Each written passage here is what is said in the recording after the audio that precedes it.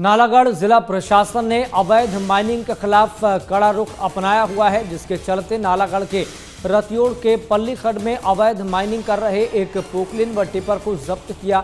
SDM Divyanshu single ने रात को सूचना मिलने पर खुद मौके पर जाकर अवैध खनन करते हुए दोनों वाहनों को जब्त किया। एसडीएम दिव्यांशु सिंगल ने बताया कि उन्हें किसी ने रात को फोन पर सूचना दी थी। सूचना मिलते ही वह रतियोड़ के पल्ली खड्ड में गए, वहां पर पोकलिन और टिपर को मौके पर ही पकड़ा। दोनों वाहनों को कब्जे में ले लिया है। इन दोनों वाहनों पर एनजीटी के नियम के तहत जुर्माना लगाया जाएगा।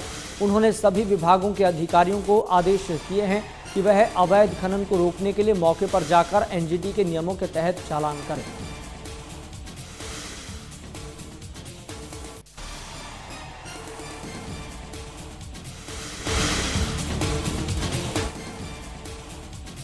दिल्ली में बीजेपी कोर कमेटी की बैठक हुई, जिसमें लोकसभा चुनाव के लिए विभिन्न राज्यों के संभावित उम्मीदवारों को लेकर मंथन किया गया। बैठक में उत्तर प्रदेश, राजस्थान, पश्चिम बंगाल, हरियाणा, ओडिशा, सिक्किम, महाराष्ट्र और गुजरात की लोकसभा सीटों और संभावित प्रत्याशियों के बारे में चर्चा की गई। बैठक की अध्यक्षता बीजेपी के राष्ट्रीय अध्यक्ष जेपी नड्डा ने की, जिसमें केंद्रीय गृह मंत्री अमित शाह, पार्टी के राष्ट्रीय महासचिव बीएल संतोष मौजूद रहे। बैठक में सबसे पहले उत्तर प्रदेश की बची हुई लोकसभा सीटों को लेकर चर्चा हुई, जहां बीजेपी ने अब तक प्रत्याशियों का ऐलान नहीं किया। वहीं दूसरे चरण में हरियाणा की सीटों पर चर्चा हुई।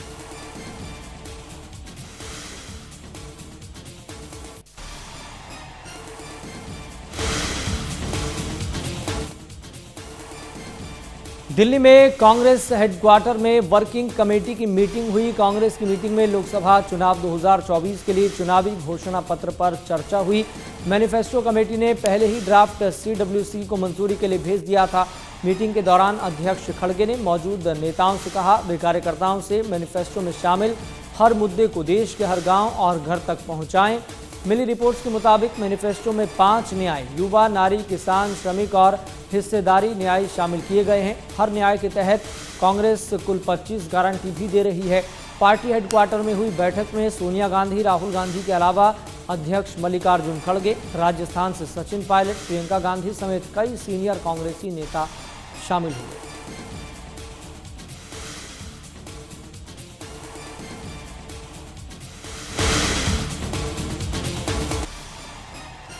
एनडीए की सीट शेयरिंग में खाली हाथ रहने के बाद आरएलजेपी चीफ पशुपति पारस ने केंद्रीय मंत्री पद से इस्तीफा दे दिया है। पशुपति पारस ने प्रेस कॉन्फ्रेंस कर इस्तीफे का ऐलान किया। इस दौरान उन्होंने कहा उनके और उनकी पार्टी के साथ नाइंसाफी हुई है। इसके अलावा उन्होंने कहा कि उन्हें एक भी सीट नहीं दी गई। बता दें कि पशुपति पारस मोदी सरकार में खाद्य और प्रसंस्करण मंत्री थे।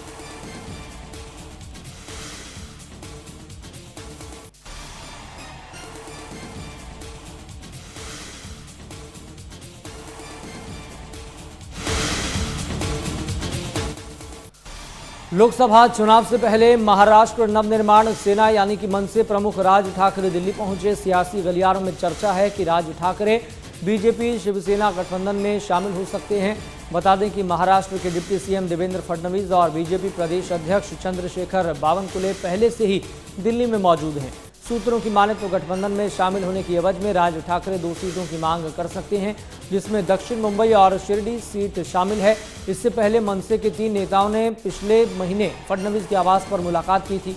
बताया जा रहा है कि उस वक्त भी गठबंधन को लेकर बातचीत हुई थी। वहीं जानकारों का कहना है कि एनडीए में राज ठाकरे की पार्टी मनसे की एंट्री हो सकती है। बीजेपी सीधे तौर पर अपनी तरफ से सीट न देकर शिंदे की शिवसेना कोटे से एक सीट दे सकती है। मुंबई की दक्षिण मुंबई सीट शिवसेना मनसे को देकर एनडीए में एंट्री करा सकती है।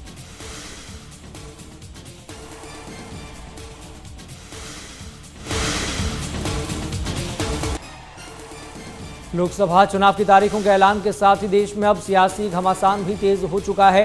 कांग्रेस की न्याय यात्रा के समापन के मौके पर कांग्रेस सांसद राहुल गांधी ने एक ऐसा बयान दे दिया जो विपक्षी गठबंधन इंडिया अलायंस के गले की फांस बन सकता है। दरअसल राहुल गांधी ने अपने भाषण के दौरान कहा कि उनकी लड़ाई किसी व्यक्ति, किसी पार्टी के खिलाफ नहीं है, बल्कि ये लड़ाई हिंदू धर्म में एक शक्ति के खिलाफ है। वहीं राहुल गांधी के इस बयान को पीएम नरेंद्र मोदी ने अपना हथियार बना लिया है। तेलंगाना में रैली को संबोधित करते हुए पीएम ने कहा वो राहुल गांधी के इस चैलेंज को स्वीकार करते हैं और मां और बेटी के तौर पर देश की शक्ति के लिए वो अपनी जान की बाजी लगाने को तैयार हैं।